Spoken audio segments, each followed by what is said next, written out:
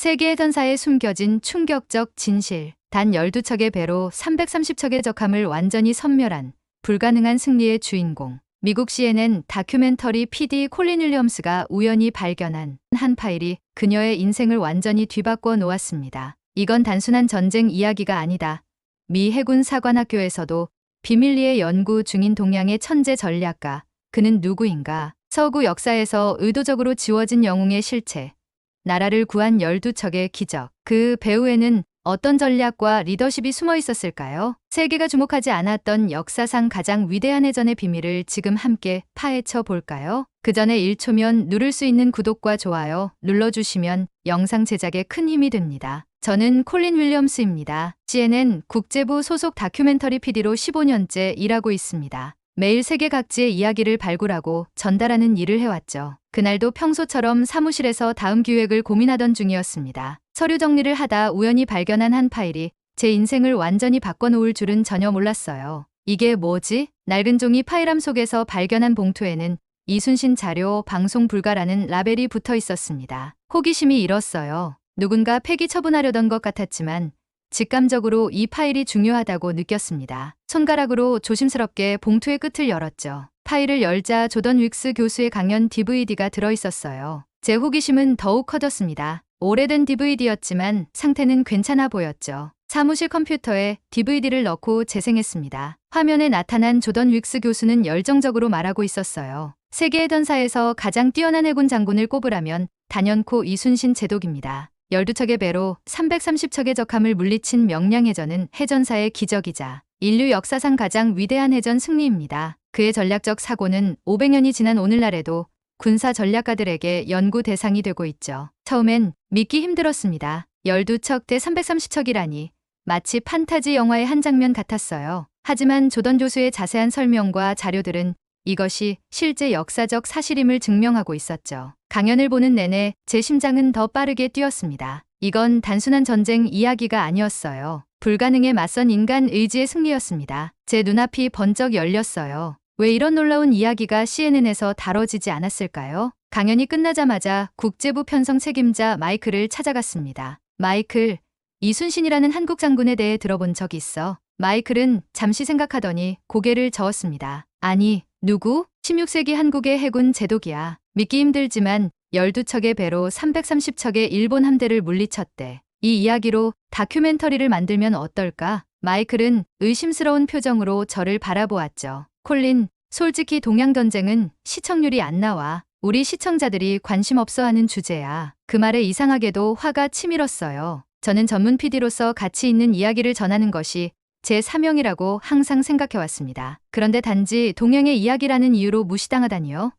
그건 제가 용납할 수 없는 편견이었죠. 그럼 12척으로 330척을 이긴 전설적인 해전도 우리 시청자들이 관심 없을 거라고 생각해? 전쟁 영화나 서바이벌 드라마가 인기 있는 이유가 뭐야? 불가능한 상황에서의 승리잖아. 이건 그 어떤 할리우드 영화보다 드라마틱한 실화라고. 마이클의 표정이 변했습니다. 잠시 생각에 잠기더니 말했죠. 그건 정말 사실이야? DVD를 보고 와. 그리고 내가 틀렸다고 말해봐. 사무실로 돌아오는 길, 제 마음속에는 불꽃이 일었습니다. 이것은 단순한 역사 이야기가 아니었어요. 인간의 용기와 지혜, 그리고 불가능에 맞선 도전의 이야기였죠. 세상이 알아야 할 이야기였습니다. 그리고 저는 그 이야기를 전하기로 결심했어요. 이순신의 이야기가 제 머릿속에서 떠나지 않았습니다. 그날 밤 처음으로 이순신에 대한 자료를 찾기 시작했죠. 한 영웅의 발자취를 따라가는 제 여정이 바로 그때부터 시작되었습니다. 다음 날 저는 더 많은 자료를 찾아보기로 했습니다. 인터넷 검색을 시작했고 놀라운 사실을 발견했어요. 이순신을 다룬 만화책이 미국 코미콘에서 12만 부나 판매되었다는 기사였죠. 기사에는 미국 젊은이들 사이에서 이순신이 새로운 영웅으로 떠오르고 있다는 내용도 있었습니다. 컴퓨터 화면을 바라보며 혼잣말을 중얼거렸어요. 어떻게 이런 인기가 있는데도 메인스트림 미디어에서는 다루지 않는 걸까? SNS에서 검색해보니 더 놀라운 현상이 펼쳐졌습니다. 미국 젊은이들 사이에서 이순신이 실존했던 슈퍼히어로로 불리고 있었어요. 한 10대의 댓글이 특히 인상적이었죠. 슈퍼맨은 허구지만 이순신은 실존했다. 이게 얼마나 멋진 일인지 생각해봐. 우리가 동경하는 영웅적 행동과 가치가 실제로 한 인간에게 존재했다는 거잖아. 그 댓글을 읽는 순간 전율이 느껴졌습니다. 정말 그랬어요. 허구가 아닌 실제 역사 속 인물이 이토록 영웅적인 업적을 이루었다는 사실이 저를 흥분시켰습니다. 더 많은 정보를 찾던 중 난중일기라는 책에 대한 언급을 여러 번 발견했어요. 이순신이 직접 쓴 일기라고 했죠. 저녁에 집으로 돌아와 14살 딸 에밀리에게 이 이야기를 들려주었습니다. 에밀리는 그때 소파에 누워 스마트폰을 보고 있었어요. 에밀리, 엄마가 오늘 정말 놀라운 인물에 대해 알게 됐어. 에밀리는 처음엔 별 관심이 없어 보였습니다. 하지만 이순신의 이야기, 특히 12척으로 330척을 물리친 부분을 들려주자 스마트폰을 내려놓고 눈을 크게 뜨며 물었죠. 진짜야? 영화보다 더 대단한데? 그런데 왜 우리는 학교에서 이런 사람에 대해 배우지 않았어? 딸의 질문이 저의 마음을 울렸습니다. 좋은 질문이야, 에밀리. 우리가 배우는 역사는 보통 서양 중심이거든. 하지만 세계 곳곳에는 우리가 모르는 위대한 인물들이 많아. 에밀리와 함께 난중일기 영문 번역본을 찾아 읽기 시작했어요. 난중일기는 이순신이 전쟁 중에 쓴 일기였죠. 그 속에서 우리는 단순한 전쟁 영웅이 아닌 가족을 그리워하고 부하들을 걱정하는 인간 이순신을 만났습니다. 한 구절이 특히 인상적이었어요. 바람이 심하게 불어 배를 띄울 수 없었다. 병사들의 식량이 부족하여 걱정이다. 이 짧은 문장에서 저는 부하들을 진심으로 걱정하는 리더의 모습을 보았습니다. 화려한 전투 장면이 아닌 병사들의 식량을 걱정하는 인간적인 면모가 깊은 울림을 주었어요. 엄마, 이 사람 정말 멋있다. 학교에서 배운 어떤 역사적 인물보다도 에밀리의 말에 큰 울림을 느꼈습니다. 왜 우리는 이런 위대한 인물을 제대로 알지 못했을까요? 왜 서양 중심의 역사만 중요하게 다뤄져 왔을까요? 불평등함을 느꼈어요. 세계사는 더 다양한 관점에서 바라봐야 한다는 생각이 들었습니다. 난중일기 중 특히 기억에 남는 구절이 있었어요. 필사즉생 필생즉사, 죽기를 각오하면 살고, 살고자 하면 죽는다. 이 구절은 저에게 큰 영감을 주었습니다. 미국식 리더십 이론들이 얼마나 표면적인지 깨닫게 되었죠. 우리는 주로 성공 사례와 긍정적 결과에 초점을 맞추지만 이순신은 절망적 상황에서의 결단력과 희생의 가치를 보여주고 있었어요. 그날 밤 저는 결심했습니다. 이 이야기를 직접 취재해야겠다고요. CNN의 공식 프로젝트로 승인받지 못하더라도 자비를 들여서라도 한국에 가서 이순신의 발자취를 따라가 보고 싶었어요. 이것은 단순한 호기심을 넘어선 사명감이었습니다. 제 가슴 속에서 불타오르는 열정을 느꼈죠. 에밀리, 엄마가 한국에 가봐야 할 것 같아. 에밀리는 눈을 빛내며 물었습니다. 나도 데려가 줄 거지? 물론이었어요. 이 여정은 저 혼자만의 것이 아니었습니다. 딸과 함께 역사를 재발견하는 여행이 될 것이었어요. 다음 날 아침,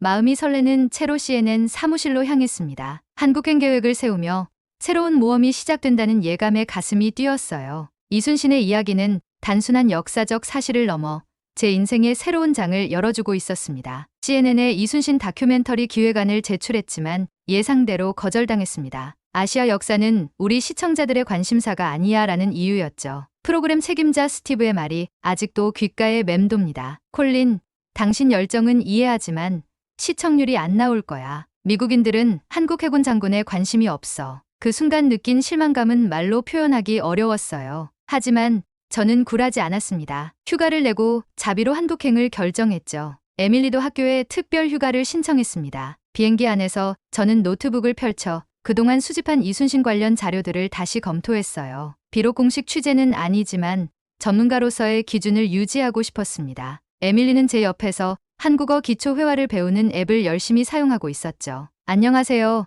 에밀리가 어색한 발음으로 연습했습니다. 잘하네. 발음이 꽤 좋은데 저도 모르게 웃음이 나왔어요. 엄마는 한국어 할 줄 알아? 조금. 대학생 때 한국에서 1년간 교환학생으로 지냈거든. 그때 배웠던 것 중 일부는 아직 기억해. 드디어 인천공항에 도착했습니다. 공항부터 놀라움의 연속이었어요. 15년 전 교환학생으로 한국에 머물렀을 때와는 완전히 달라져 있었죠. 첨단 기술로 가득한 공항, 빠른 입국 절차, 모든 것이 효율적으로 움직이고 있었습니다. 자동화된 입국 시스템은 미국의 어느 공항보다 빠르고 편리했어요. 엄마, 여기 너무 멋있어요. 에밀리가 눈을 반짝이며 말했습니다. 그 순간 저도 딸의 눈을 통해 한국을 새롭게 보게 되었어요. 낯선 문화에 대한 호기심과 경이로움이 가득한 눈빛이었죠. 공항에서 서울로 가는 길, 우리는 KTX를 타기로 했습니다. 이전 방문 때는 버스를 탔었는데 이번엔 한국의 고속철도를 경험해보고 싶었어요. 기차역으로 향하는 공항철도를 타면서 저는 한국의 대중교통 시스템에 감탄했습니다. 깨끗하고 정확하고 누구나 쉽게 이용할 수 있었죠. KTX에 오르자 에밀리가 속삭였어요. 이게 정말 고속철도야? 미국의 것보다 더 멋지게 생겼는데. 기차에 앉은 후 저는 창밖으로 펼쳐지는 한국의 풍경을 바라보았습니다. 고층 아파트 단지와 녹색 산들이 조화롭게 어우러진 모습이 인상적이었어요. KTX가 출발하고 속도를 내기 시작하자 창밖의 풍경이 흐릿해졌습니다. 와, 정말 빠르다. 저도 모르게 감탄이 나왔어요. 미국의 암트랙과는 비교할 수 없을 정도로 빠르고 부드러웠죠. 한국이 이렇게 발전한 나라였나? 15년 전의 기억과 오늘의 현실 사이에는 큰 간극이 있었습니다. 서울에 도착해 사전에 연락해둔 황수환 박사를 만났어요. 황수환 박사는 이순신 연구의 권위자였습니다. 우리는 번화가의 작은 카페에서 만났죠. 황수환 박사는 50대 중반의 온화한 모습으로 따뜻한 미소와 함께 우리를 맞이했어요. 정말 반갑습니다, 콜린 씨. 미국 다큐멘터리 PD가 이순신 장군에 관심을 갖는 경우는 드물어요. 사실 저도 얼마 전까지는 잘 몰랐습니다. 하지만 자료를 접하고 나서는 정말 놀라웠어요. 왜 이런 위대한 인물이 서양에 잘 알려지지 않았는지 의문이 들었죠. 황수환 박사는 고개를 끄덕였습니다. 역사는 종종 누군가의 관점에서 기록되고 전해지죠. 서양 중심 역사관에서 아시아의 영웅들은 종종 간과됩니다. 하지만 이순신 장군은 단순한 한국의 영웅이 아니라 세계사적으로 중요한 인물이에요. 우리는 충무김밥과 생선구이로 점심을 먹었습니다. 에밀리는 처음 맛보는 한국 음식에 감탄했어요. 젓가락을 서툴게 다루면서도 열심히 음식을 먹는 모습이 귀여웠습니다. 엄마, 이거 정말 맛있어요. 미국에서는 이런 맛을 못 느껴요. 간장과 참기름 맛이 너무 좋아. 음식을 먹으며 황수환 박사가 제안했죠. 콜린 씨, 이순신 장군을 정말 이해하고 싶다면 통영에 가보셔야 합니다. 그곳은 이순신 장군의 본거지였고 많은 해전이 벌어진 장소예요. 한산도 대첩이 일어난 곳이기도 하죠. 제 눈이 반짝였습니다. 정말요?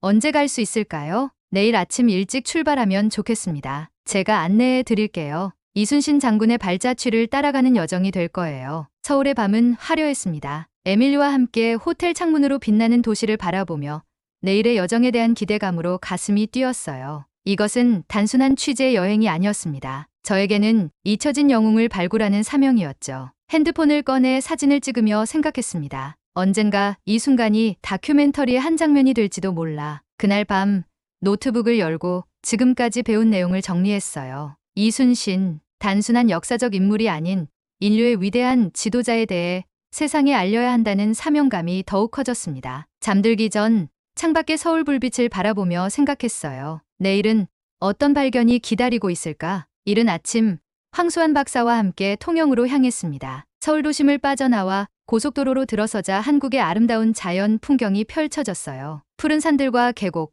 논과 밭이 어우러진 풍경은 마치 한 폭의 그림 같았습니다. 차 안에서 황수환 박사는 이순신의 전략과 전술에 대해 설명해 주었어요. 이순신 장군의 전술은 단순한 무력 대결이 아니었습니다. 항상 상황을 분석하고 지형과 기후를 활용하는 지혜가 담겨 있었죠. 예를 들면 어떤 것이 있을까요?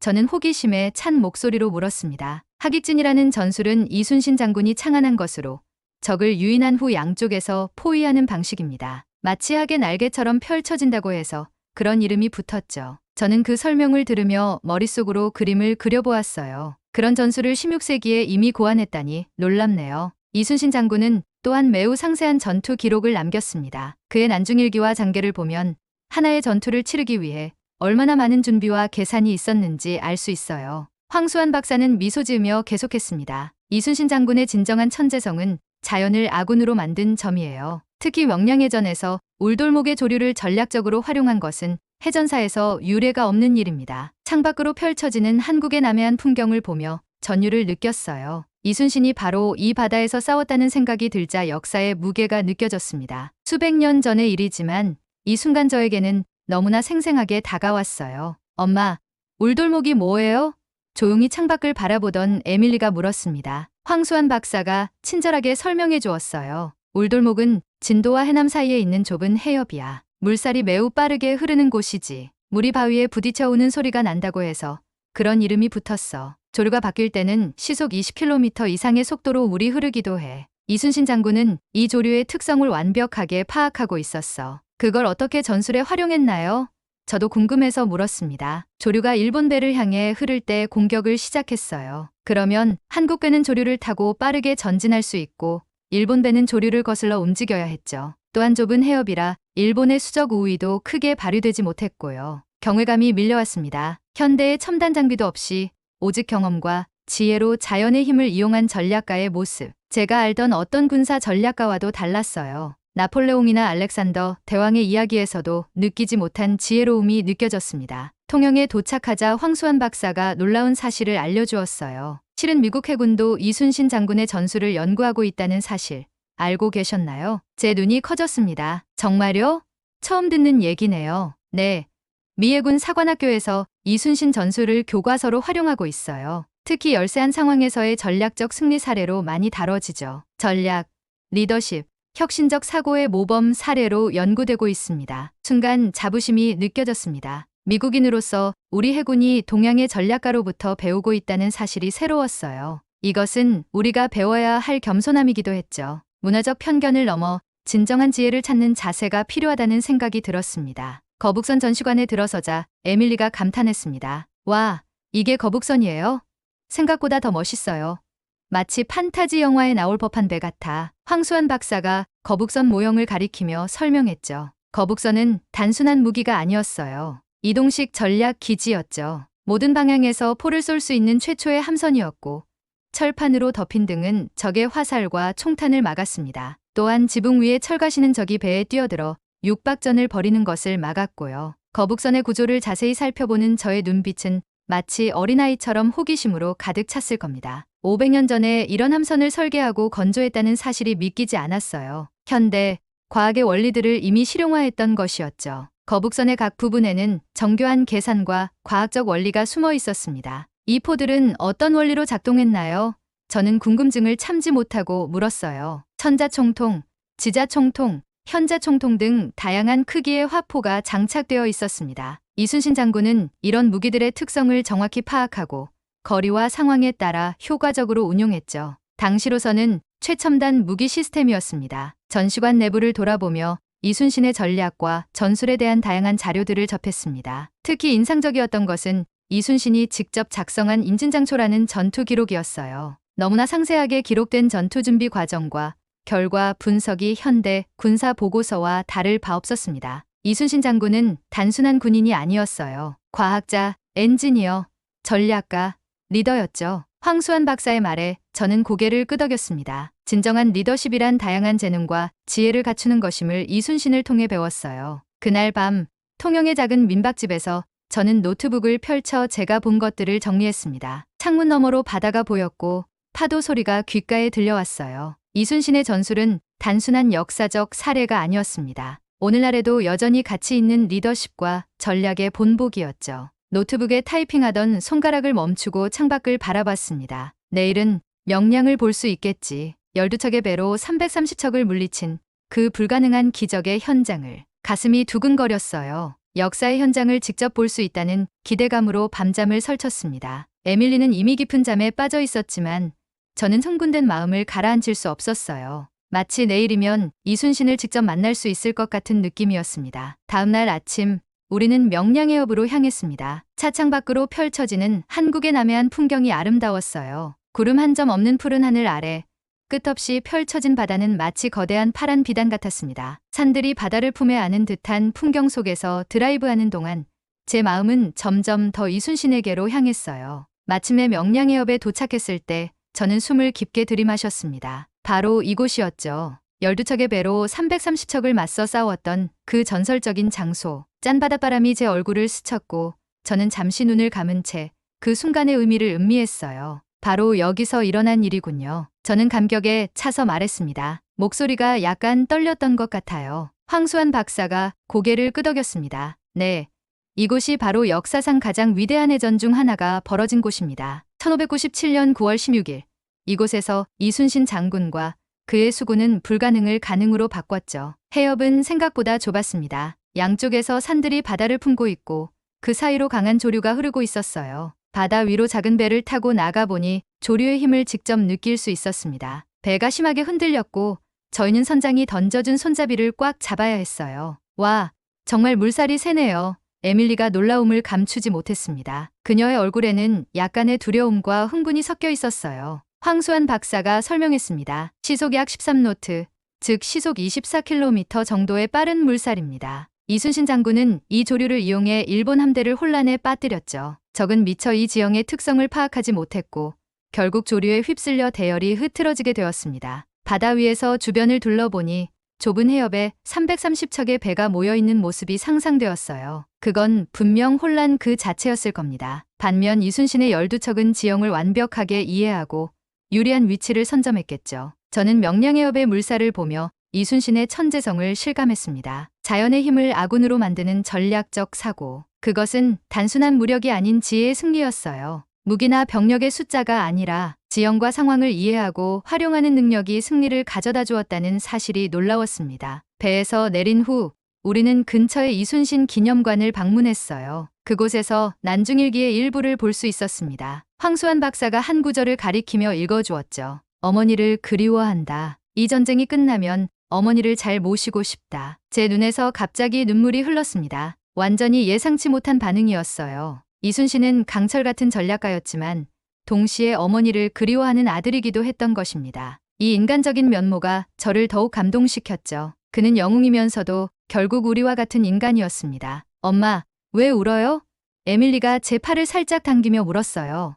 그냥 이순신이 너무 인간적이어서 전쟁 중에도 가족을 생각했다는 게, 그리고 그가 얼마나 외로웠을지 생각하니까 말을 끝맺지 못했습니다. 가슴속에서 무언가가 울컥 올라왔어요. 난중일기의 다른 페이지들을 살펴보며 저는 이순신의 내면을 더 깊이 느낄 수 있었습니다. 병사들의 죽음을 슬퍼하고 백성들의 고통을 걱정하고 자신의 책임을 무겁게 받아들이는 모습. 그는 단순히 명령만 내리는 지휘관이 아니라 병사들과 백성들의 삶에 진심으로 관심을 가진 지도자였어요. 기념관을 나오면서 휴대폰이 울렸습니다. CNN 본사에서 온 전화였어요. 마이클이었죠. 콜린, 한국은 어때?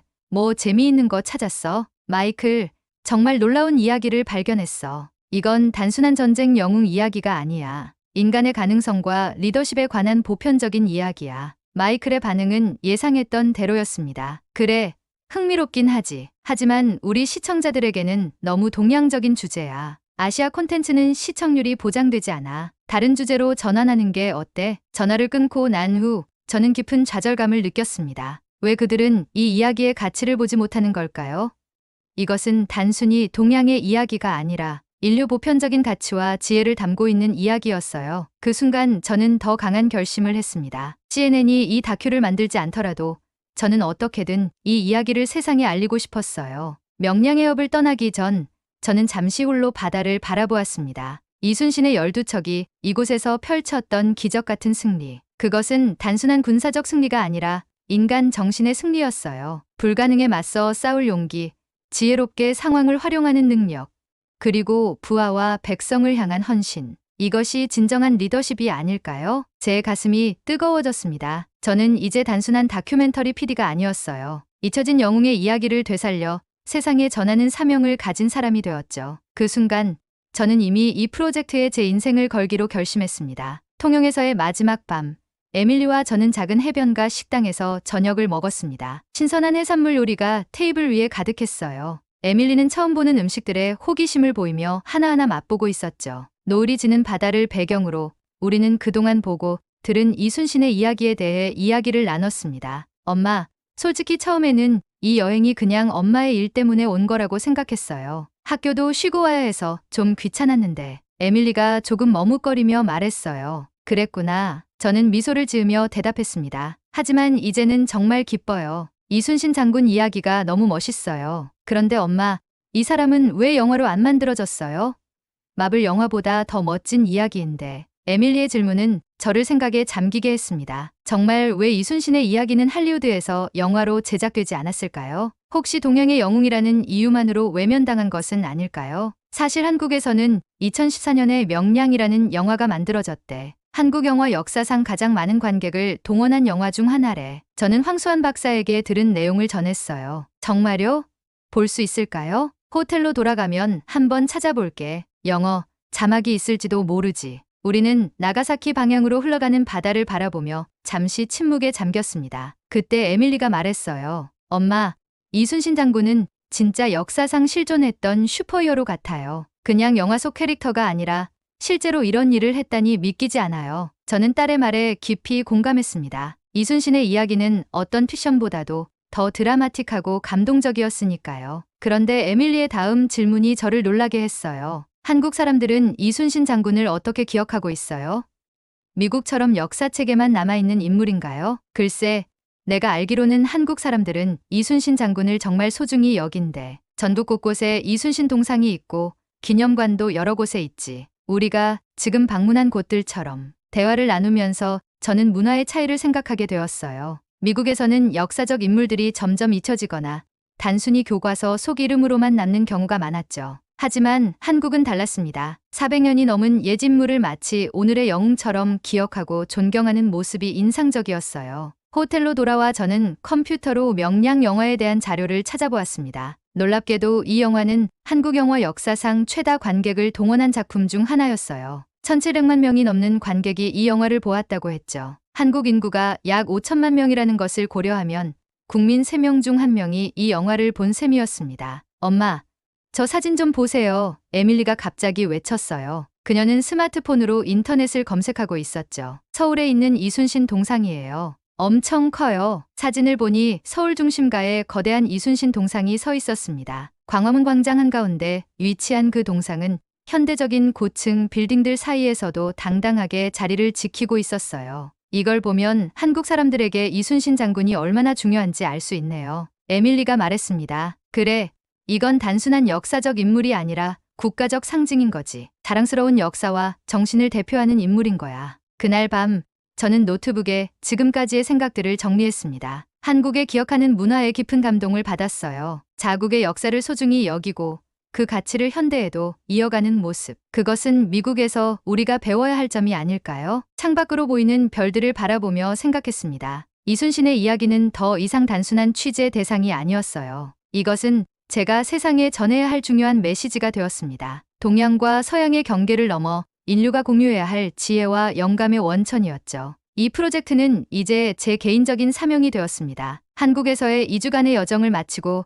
미국으로 돌아왔습니다. 비행기에서 내리는 순간부터 저는 이순신의 이야기를 어떻게 세상에 전할지 고민했어요. CNN에서 공식적으로 프로젝트를 승인받지 못했지만 그렇다고 포기할 수는 없었습니다. 사무실로 복귀한 첫날, 저는 모든 자료를 정리하여 다시 한번 기획안을 작성했습니다. 이번에는 단순히 한국 해군 장군의 이야기가 아니라 인류 역사상 가장 불가능한 승리를 이끈 리더십의 비밀이라는 주제로 접근했어요. 또한 미 해군 사관학교에서 이순신의 전술을 연구한다는 사실도 강조했죠. 프로그램 책임자들 앞에서 발표할 기회를 얻었습니다. 회의실에는 고위 임원들과 PD들이 모여 있었어요. 다들 조금은 지루한 표정으로 앉아 있었죠. 저는 심호흡을 한 뒤 발표를 시작했습니다. 12척의 배로 330척을 물리친 승리. 이것은 단순한 전쟁 이야기가 아닙니다. 이것은 인간 정신의 한계를 뛰어넘는 이야기입니다. 스크린에는 제가 한국에서 촬영한 명량해협의 모습이 떠올랐어요. 좁은 해협에서 격렬하게 흐르는 조류. 그리고 그 옆에 서 있는 에밀리와 제 모습. 이순신은 천재적인 전략가였지만 동시에 깊은 인간애를 가진 지도자였습니다. 그의 난중일기에는 병사들과 백성들을 걱정하는 마음, 그리고 어머니를 그리워하는 아들의 마음이 담겨 있죠. 저는 이순신의 리더십, 전략, 그리고 인간적인 면모를 차례로 소개했습니다. 처음에는 무관심해 보였던 임원들의 표정이 점차 변해가는 것을 느꼈어요. 특히 미 해군 사관학교에서 이순신의 전술을 교과서로 사용한다는 부분에서 많은 사람들이 놀라는 표정을 지었죠. 발표가 끝나고 질문 시간이 되었습니다. 예상대로 첫 번째 질문은 시청률에 관한 것이었어요. 콜린, 당신의 열정은 이해하지만 미국 시청자들이 과연 한국 장군의 이야기에 관심을 가질까요? 대답하기도 전에 놀랍게도 젊은 PD 제시카가 손을 들었습니다. 저는 이 프로젝트를 지지합니다. 이건 단순한 한국 역사가 아니라 보편적 인류 가치에 관한 이야기예요. 넷플릭스나 다른 플랫폼에서 다양한 국가의 콘텐츠가 인기를 끌고 있는 시대입니다. 우리도 시선을 넓혀야 할 때예요. 제시카의 말에 몇몇 젊은 PD들이 고개를 끄덕였습니다. 그들의 지지는 저에게 큰 힘이 되었어요.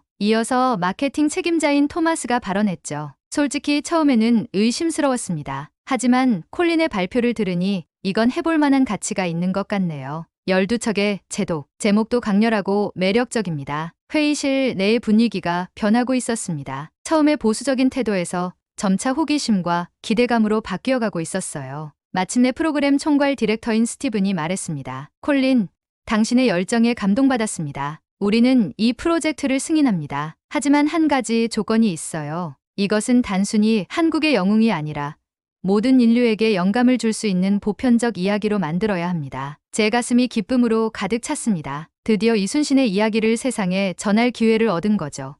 그 순간 저는 한국에서 보낸 시간들, 명량의 업의 바다, 그리고 난중일기의 페이지들을 떠올렸어요. 이순신의 정신이 제 안에 살아 숨쉬는 것 같았습니다. 감사합니다. 이 이야기는 국적과 시대를 초월한 가치를 담고 있습니다. 저는 이 다큐멘터리가 많은 사람들에게 영감을 줄 것이라 확신합니다. 회의가 끝난 후 제시카가 저에게 다가왔어요. 콜린, 정말 멋진 프로젝트네요. 저도 참여하고 싶어요. 이순신 장군의 이야기는 꼭 세상에 알려져야 해요. 그날 저녁, 저는 에밀리에게 좋은 소식을 전했습니다. 그녀는 환호성을 지르며 기뻐했어요. 엄마, 해냈네요.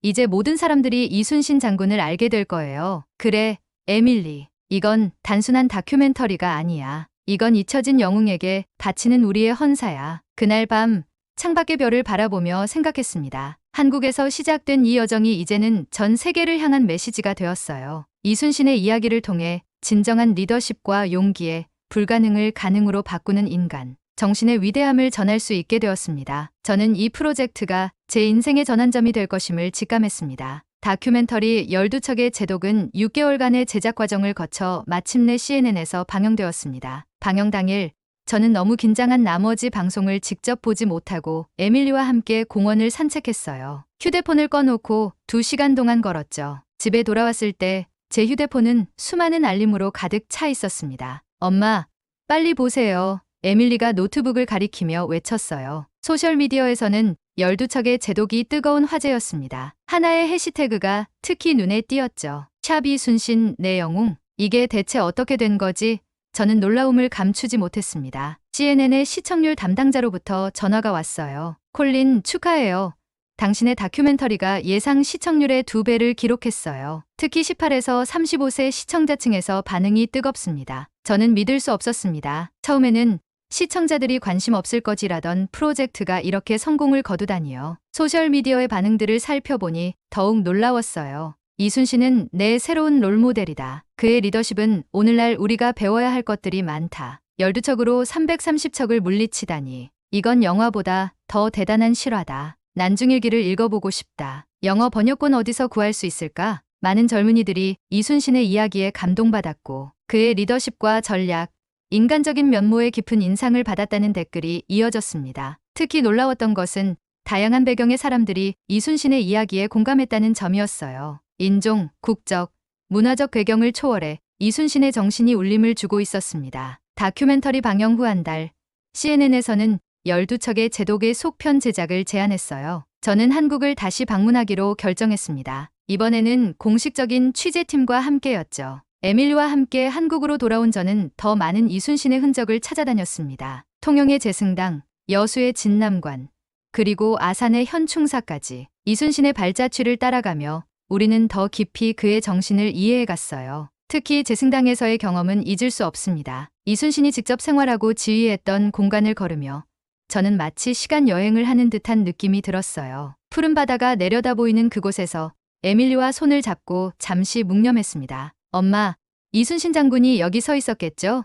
이 바다를 보면서 전투를 계획했을 거예요. 그랬을 거야, 에밀리. 400년 전 이 자리에서 이순신은 불가능한 승리를 꿈꿨을 거야. 제승당을 나오는 길, 저는 뜻밖의 소식을 들었습니다. 미해군 사관학교에서 이순신 리더십 세미나를 개최한다는 소식이었어요. 저희의 다큐멘터리가 방영된 후 이순신에 대한 관심이 더욱 높아진 것 같았습니다. 당신의 다큐멘터리가 실제로 영향을 미치고 있어요. 황수환 박사가 말했습니다. 젊은이들에게 이순신 장군을 알리는데 큰 역할을 했습니다. 그의 말에 가슴이 뭉클해졌어요. 처음에는 단순한 호기심으로 시작된 프로젝트가 이제는 문화적 가교 역할을 하고 있었습니다. 동양과 서양을 연결하고 400년의 시간을 뛰어넘어 현대인들에게 영감을 주고 있었죠. 속편 다큐멘터리의 마지막 장면은 서울 광화문의 이순신 동상 앞에서 촬영했습니다. 현대적인 고층 빌딩들 사이에 우뚝 서 있는 이순신 동상. 그 모습은 과거와 현재, 동양과 서양의 만남을 상징하는 듯했어요. 카메라를 향해 말했습니다. 이순신의 이야기는 단순한 전쟁 영웅의 이야기가 아닙니다. 이것은 인간 정신의 위대함에 관한 이야기입니다. 불가능한 상황에서도 포기하지 않는 용기,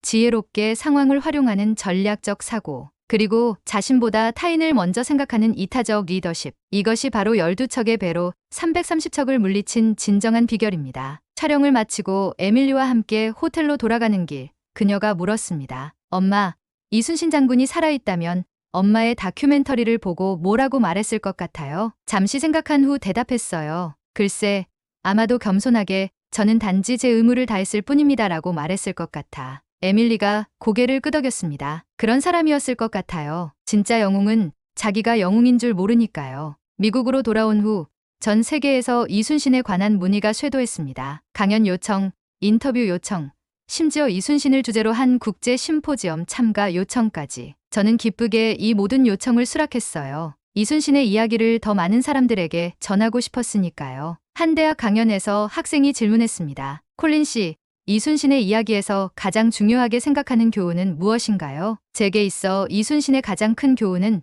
전쟁 이야기가 아니라 인간 존엄의 이야기라는 점입니다. 이순신은 승리만을 위해 싸운 것이 아니라 백성들의 삶과 자유를 지키기 위해 싸웠습니다. 그의 난중일기는 전투 기록이면서 동시에 깊은 인간의 기록이기도 해요. 우리가 지금 이순신을 기억하는 이유는 그가 이긴 전투의 숫자 때문이 아니라 그가 보여준 인간적 가치 때문입니다. 강연을 마치고 나오는 길, 한 한국 유학생이 다가와 말했습니다. 콜린 씨, 감사합니다. 미국인이 우리 역사의 영웅을 이렇게 아름답게 전해주셔서요. 이순신 장군은 이제 한국만의 영웅이 아니라 세계의 영웅이 되었네요. 그의 말에 제 눈에 눈물이 고였습니다. 저는 단지 좋은 이야기를 찾아 전달하는 일을 했을 뿐인데 그것이 문화 간의 다리를 놓는 역할을 하게 되었다니요. 이것이야말로 제가 다큐멘터리 PD로서 꿈꿔왔던 일이었습니다. 오늘도 저는 계속해서 이순신의 이야기를 전하고 있습니다. 12척의 기적은 더 이상 잊혀진 역사가 아니라 많은 이들에게 영감을 주는 살아있는 이야기가 되었어요. 제가 우연히 발견한 그 낡은 파일이 이렇게 위대한 여정의 시작이 될 줄은 몰랐습니다. 에밀리는 이제 역사학을 전공하기로 결심했어요. 특히 동양사에 관심을 갖게 되었죠. 그녀는 종종 이렇게 말합니다. 엄마,